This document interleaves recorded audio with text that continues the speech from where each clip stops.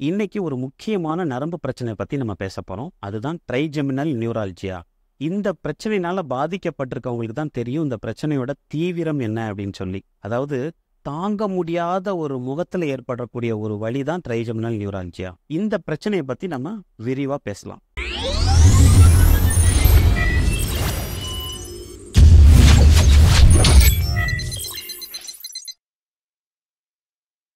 முதல்ல இந்த trigeminal nerve அப்படின்னா என்ன? இது ஒரு நரம்பு.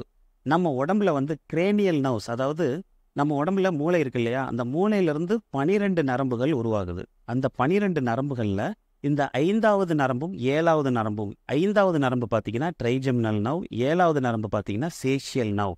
இந்த 2 நரம்புகள் தான் முகத்துக்கு முக்கியமான நரம்புகள். ட்ரைஜெமினல் நர்வ்ங்கிற இந்த 5வது நரம்பு ரொம்ப பெரிய நரம்பு. அதாவது இந்த 12 நரம்புகளில் மிகப்பெரிய நரம்புன்னு பார்த்தீங்கன்னா வேகஸ் நர்வ். அதுக்கு அடுத்தது பெரிய நர்வ் பார்த்தீங்கன்னா இந்த ட்ரைஜெமினல் நர்வ் அப்படின்னு சொல்லக்கூடிய இந்த முகத்துக்கு உணர்ச்சியை கொடுக்கக்கூடிய ஒரு நரம்பு. ட்ரைஜெமினல் அப்படின்னா, ட்ரை அப்படின்னா 3 அப்படின்னு அர்த்தம். ட்ரைஜெமினல் அப்படின்னா இந்த நரம்புக்கு 3 முக்கியமான நியூக்ளியஸ், அதாவது 3 முக்கியமான நரம்புகள் இதிலிருந்து உருவாகுது அப்படிங்கிறதான் அர்த்தம். அதனால தான் இதுக்கு பேர் ட்ரைஜெமினல் நர்வ். இந்த நரம்பு முகத்துக்கு உணர்ச்சியை கொடுக்கக்கூடிய, இப்போ நம்ம தொடரம் பார்த்தீங்களா, முகத்தில் 2 பக்கம் நெத்தியில் எல்லாத்தையும் தொடரம் பார்த்தீங்களா, இந்த தொடர உணர்ச்சி டச்.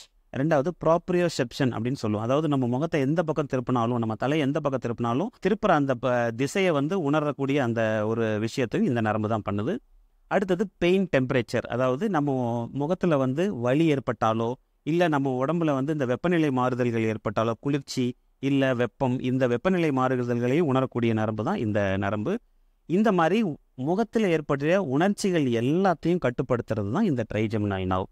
இன்னொரு நரம்பு சொன்ன பார்த்தீங்களா, ஃபேஷியல் நர்வ். அதாவது இது 7வது நரம்பு. இந்த நரம்பை பற்றி ஏன் இப்போ நான் சொல்கிறேன்னா, கிட்டத்தட்ட இந்த ட்ரைஜெமினல் நியூரால்ஜியா மாறியே இந்த ஹெமிஃபேஷியல் ஸ்பாசம் அப்படின்னு சொல்லக்கூடிய ஒரு பிரச்சனை. அதாவது நீங்கள் பார்த்துருப்பீங்க, நிறைய பேர் இப்படி முகத்தை, அதாவது ஒரு பக்கம் மட்டும் அவங்களுக்கு துடிச்சிக்கிட்டே இருக்கும். இந்த ஹெமிஃபேஷியல் ஸ்பாசம், அதாவது டிக் கன்வல்சிவ் அப்படின்னு சொல்லுவோம். இந்த பிரச்சனையும் பார்த்தீங்கன்னா கிட்டத்தட்ட ஒரே மாதிரியான ஒரு ஈட்டியாலஜி. அதாவது இது ரெண்டுக்குமே கிட்டத்தட்ட சிமிலர் பண்புகள் இருக்கனால இது ரெண்டை பற்றியும் நம்ம பேசுகிறோம். அது மட்டும் இல்லாமல் ரெண்டுமே முகம் சம்மந்தப்பட்டது. ஒன்று உணர்ச்சி கொடுக்கக்கூடிய ஒரு நரம்பு, இன்னொன்று அசைவு கொடுக்கக்கூடிய ஒரு நரம்பு. ஸோ இப்போ இந்த பிரச்சனை, அதாவது இந்த ட்ரைஜெமினல் நியூரால்ஜியா அப்படிங்கிற பிரச்சனை யாராருக்கெல்லாம் வருது, இந்த பிரச்சனை ஏன் வருது, இந்த பிரச்சனை வந்துச்சுன்னா என்னென்ன சிம்டம்ஸ், அதாவது என்னென்ன வெளிப்பாடுகள் இருக்கும், என்னென்ன தொந்தரவுகள் நமக்கு ஏற்படும், அதே மாதிரி இந்த பிரச்சனையை நம்ம எப்படி கண்டுபிடிக்கிறது, இந்த பிரச்சனைக்கு என்னென்னலாம் ட்ரீட்மெண்ட் இருக்குது, மெடிக்கல் ட்ரீட்மெண்ட்டா, சர்ஜிக்கல் ட்ரீட்மெண்ட்டா, இல்லை வேறு ஏதாவது ஸ்பெஷல் ட்ரீட்மெண்ட் இருக்கா அப்படிங்கிறது எல்லாத்தையும் நம்ம இது இனி வரும் இந்த வீடியோக்களில் நம்ம தொடர்ந்து பார்க்கலாம். முதல்ல இந்த பிரச்சனை யாருக்கு வரும் அப்படின்னு பார்த்தீங்கன்னா, இந்த ட்ரைஜெமினல் நியூரால்ஜியா அப்படிங்கிற இந்த பிரச்சனை வயதானவங்களுக்கு காமனாக வரும். அதாவது 50 வயதை தாண்டியவர்களுக்கு இந்த பிரச்சனை ரொம்ப காமனாக வரக்கூடிய ஒரு பிரச்சனை. இது வயதானவங்களுக்கு மட்டுமல்லாமல் சின்ன வயசில் இருக்கிறவங்களுக்கும் வரும். ஆனால் சின்ன வயசில் இருக்கிறவங்களுக்கு, அதாவது 50 வயதுக்கு குறைவாக இருக்கிறவங்களுக்கு இந்த பிரச்சனை வந்துச்சுன்னா சில நேரங்களில் இது வேறு சில பிரச்சனையோட வெளிப்பாடு. அதாவது மூளையில் ஒரு கட்டி, எபிடெர்மாய்டு, ப்ரீபான்டைன் எபிடெர்மாய்டு அப்படின்னு சொல்லுவோம். எபிடெர்மாய்டுங்கிறது கிட்டத்தட்ட ஒரு கொழுப்பு கட்டி மாதிரி தான் வைங்களேன், மூளையில் ஏற்படுற ஒரு கொழுப்பு கட்டி. இந்த கொழுப்பு கட்டி இந்த ட்ரைஜெமினல் நர்வை இரிட்டேட் பண்ணும். அதாவது இதை கொஞ்சம் இரிட்டேட் பண்ணுறனால அந்த ட்ரைஜெமினல் பெயின் வரும். இன்னொன்று மூளையில் இருக்கிற ஒரு சில குறிப்பிட்ட கட்டிகள், மூளையில் ஏற்படுற ஒரு சில கட்டிகள் பார்த்தீங்கன்னா ஷானோமா அப்படின்னு சொல்லக்கூடிய அந்த மூளை நரம்புக்கு வெளி உரையில் ஏற்படக்கூடிய ஒரு கட்டி.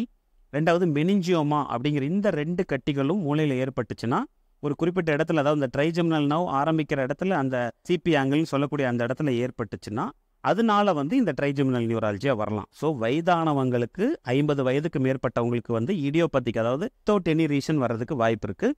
ரெண்டாவது வயது குறைவானவங்களுக்கு இது வர்றதுன்னா கூடவே இந்த மாதிரி கொழுப்பு கட்டியோ இல்லை அந்த மூளை உரையவோ இல்லை அந்த நரம்பு உரையை சுற்றி இருக்கிற அந்த கட்டிகள்னால, அதோட அழுத்தத்தினாலேயோ இல்லை அதோட இரிட்டபிலிட்டினாலேயோ வரக்கூடியது தான் இந்த ட்ரைஜெமினல் நியூரால்ஜியா அப்படிங்கிற பிரச்சனை.